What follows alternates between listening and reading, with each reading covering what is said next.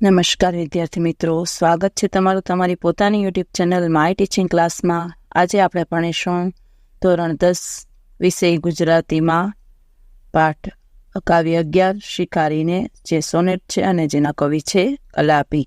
ચાલો વિદ્યાર્થી મિત્રો, વિભાગ બી ચાલુ કરીશું। વિભાગ બીમાં જો પેલો પ્રશ્ન, નીચેના પ્રશ્નના એક વાક્યમાં ઉત્તર લખો। પેલું, સૃષ્ટિનું સૌંદર્ય કવિને ક્યાં ક્યાં જોવા મળે છે? તો લખો, સૃષ્ટિનું સૌંદર્ય કવિને પંખીઓ, ફૂલો, લતા, વેલ, ઝરણા, વૃક્ષો વગેરે પ્રકૃતિના તત્વોમાં જોવા મળે છે। બીજું, સૌંદર્યને આ સૃષ્ટિમાં કવિ કેવી દ્રષ્ટિ ન રાખવા કહે છે? તો લખો, સૌંદર્યને આ સૃષ્ટિમાં કવિ ક્રૂર કપટ ન રાખવા કહે છે। ત્રીજું, વ્યક્તિ પક્ષીને શાનાથી પામવાનો વ્યર્થ પ્રયત્ન કરે છે? તો લખો, વ્યક્તિ પક્ષીને તીરથી પામવાનો વ્યર્થ પ્રયત્ન કરે છે। ચોથું, કવિની દ્રષ્ટિએ પક્ષી ક્યાં મળશે? તો લખો, કવિની દ્રષ્ટિએ પક્ષીઓના મધુર ગીતમાં મળશે। પાંચમું, શું કરવાથી પક્ષીનું માત્ર સ્થૂળ શરીર જ મળે છે? તો લખો, શિકાર કરવાથી પક્ષીનું માત્ર સ્થૂળ શરીર જ મળે છે। છઠ્ઠું, કવિના મતે પક્ષી તેના પ્રભુ સાથે શિકારીને ક્યાં મળશે? તો કવિ કહે છે કે પક્ષી શિકારીને તેના હૈયામાં સાથે મળશે। સૌંદર્ય પામવા શાની જરૂર છે? તો લોકો, સૌંદર્ય પામવા માટે સુંદર બનવાની, સૌંદર્ય દ્રષ્ટિ કેળવવાની જરૂર છે। આઠમું, કવિ કલાપી સમગ્ર કાવ્યમાં કોને સંબોધન કરે છે? તો લોકો, કવિ કલાપી સમગ્ર કાવ્યમાં યુવાનને સંબોધન કરે છે। નવમું, કલાપી કોનું ઉપનામ છે? તો કલાપી એ સુરસિંહજી ગોહિલનું ઉપનામ છે। 10મું, શિકારીને કાવ્ય શામાંથી લેવામાં આવ્યું છે? તો લોકો, શિકારીને કાવ્ય કલાપીનો કેકારોમાંથી લેવામાં આવ્યું છે। 11મું, શિકારીને કાવ્યનો મુખ્ય ધ્વનિ શો છે? તો લોકો, શિકારીને કાવ્યનો મુખ્ય ધ્વનિ પ્રકૃતિ પ્રત્યે અનુકંપા છે। બીજો પ્રશ્ન, 3-4 વાક્યોમાં ઉત્તર લખો। એમાં પેલું, સૃષ્ટિનું સૌંદર્ય કવિને ક્યાં ક્યાં જોવા મળે છે? તો લોકો, કલાપી કાવ્યમાં પ્રકૃતિ તેમજ પ્રાણી જગત સાથેનું સૌંદર્ય તેમજ સૌંદર્ય દ્રષ્ટિને આવરી લીધા છે। કવિ વૃક્ષો, પંખીઓ, ફૂલો, વેલાઓ તથા ઝરણામાં સૃષ્ટિના સૌંદર્યને જુએ છે। વૃક્ષો ઉપર કલરો કરતા પક્ષીઓના ગીતોમાં પણ કવિ સૌંદર્યનો અનુભવ કરે છે। બીજું, કવિ સૌંદર્યને પામવા શી સલાહ આપે છે? લખો, કવિ કહે છે કે સૌંદર્યનો સંહાર કરવાથી સૌંદર્યને પામી શકાય નહીં। સૌંદર્યને પામવા માટે એનું જતન, પોષણને સંવર્ધન કરવું જોઈએ। સુંદરતા પામવા સુંદર બનવું પડે, ક્રૂરતા છોડવી પડે।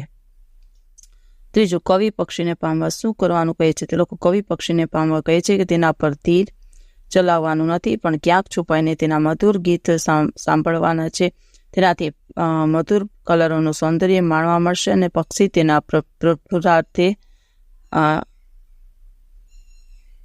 વાસ કરશે। હવે કાવ્ય પંક્તિ સમજાવો। ચોથું, સૌંદર્ય વેડફી દેતા ના સુંદરતા મળે, સૌંદર્ય પામતા પહેલા સુંદર બનવું પડે।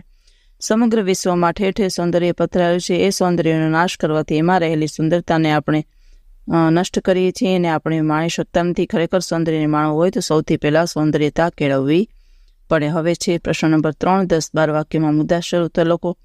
પેલું, શિકારીને કાવ્યનો ભાવાર્થ સમજાવો। તો લોકો, કાવ્યના આરંભે રહેવા દે એ શબ્દોની પુનરુક્તિ દ્વારા યુવાન શિકારીને પક્ષીનો સંહાર ન કરવા માટેની વિનવણી છે। આ વિનવણી સૂચવે છે કે શિકાર કરવા જેવું કુટકર્મ એક પણ નથી। સૌમાં પરમાત્મા રહેલો છે। પક્ષીનો સંહાર કરવાથી તેનું મૃત શરીર જ મળે છે।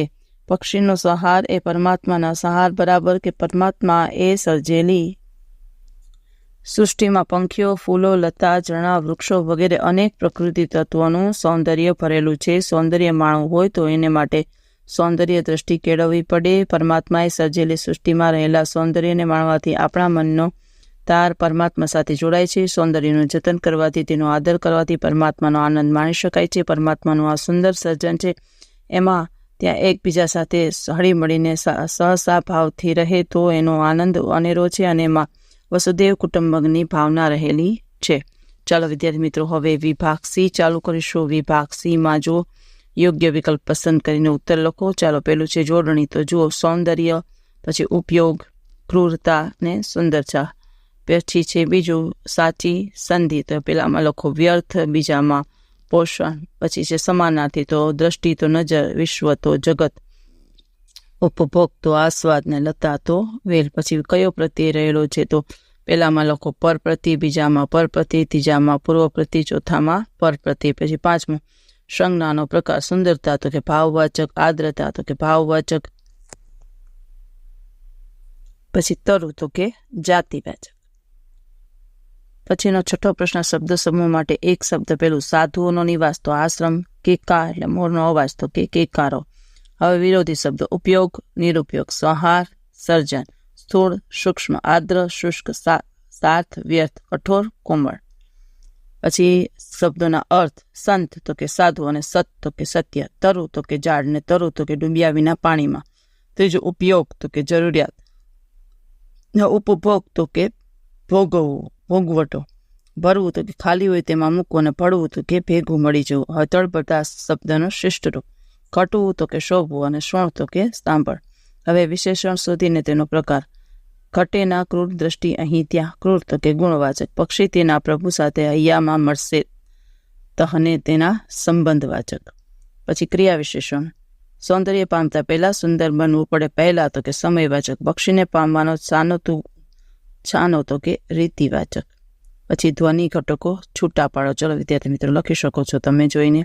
પછી છે છંદ ઓળખાવો, તો એમાં આવશે અનુષ્ટપ, અનુષ્ટપ. અને 14મો પ્રશ્ન છે, છંદ ઓળખાવી તેનું બંધારણ લખીને જણાવો. જો છંદ છે અનુષ્ટપ, સમજૂતી 14, 2 રહેવા દે, આ સંહાર થવાના તું.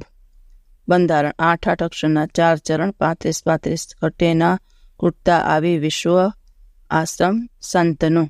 ચાલો વિદ્યાર્થી મિત્રો, આજના વિડીયો લેક્ચરમાં આટલું. જો તમને આ વિડીયો ગમ્યો હોય તો લાઇક કરશો, તમારા મિત્રો સાથે શેર કરશો અને મારી ચેનલને સબસ્ક્રાઈબ પણ કરશો. આવજો.